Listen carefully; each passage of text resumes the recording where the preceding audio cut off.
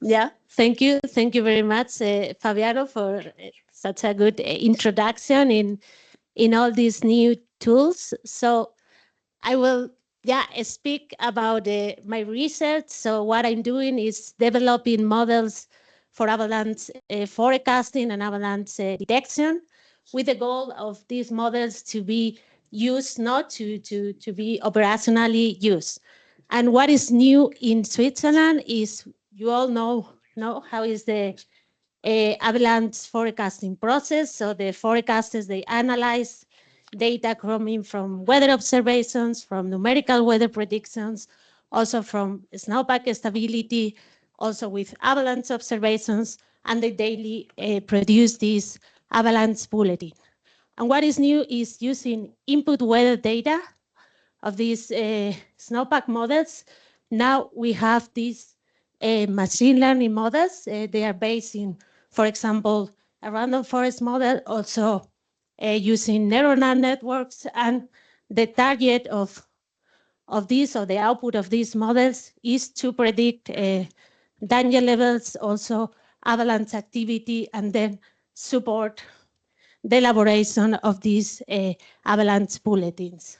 And what is also new is automatic avalanche detection. So, for example, I put as a good example the Valanghe test site. So this test site is operative by SLF. Betty Sevilla is managing this test site. And in this test site, what we have, or what we are developing, is models using different detection systems. For example, using seismic, using infrasound sensors, using this DAS system, that these are fiber optic cables, and, for example, radar. So using all this information, we can get a good, or a real-time information on avalanche activity and characterization.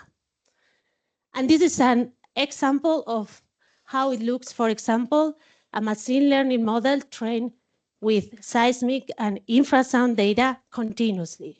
So in the upper time series, we can see the seismic and the infrasound signals, and then the blue lines shows the predictions of these models. So these models are continually analyzing pieces of the seismic and the infrasound signal and giving an output of the probability of being an avalanche or not.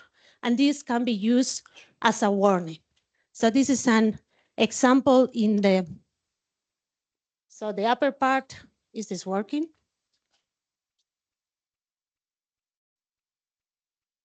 The pointer, no.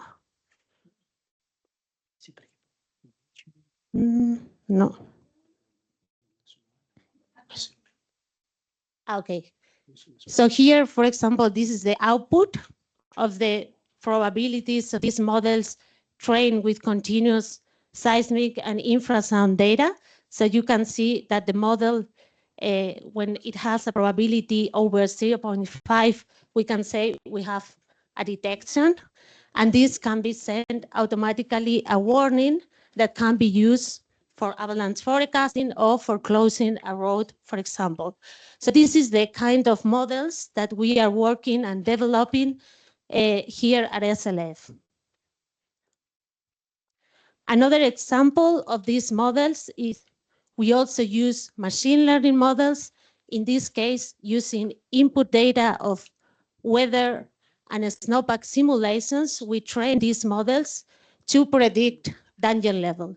So in this case, in this time series, what I'm comparing is the avalanche forecast. This is the gray line. So this is the bulletin of the forecast with the danger level predictions of one of these machine learning models. So we can see that the predictions of the model and the human, they are fairly accurate. We know when the model fails and when the model performs better. And also we correlate with these avalanche activities that we obtain from the detection systems. And the goal is in the future to combine both, the detections of the monitoring systems, and also these machine learning models with weather data to develop the new generation of avalanche forecasting. And one of the big questions is, can we transfer these models to other regions? So for this, we are also work in progress. And the first test that we have done is these models, for example, the model to predict danger levels. We tested with data from the Pyrenees, from Valderan, also in collaboration with Fabiano. And this is how it looks, the output of this model in this platform, in the absolute platform. So this is a test that we started 2 years ago. We validate the model, and since the last winter season, we also tested operationally to predict the danger levels of this region.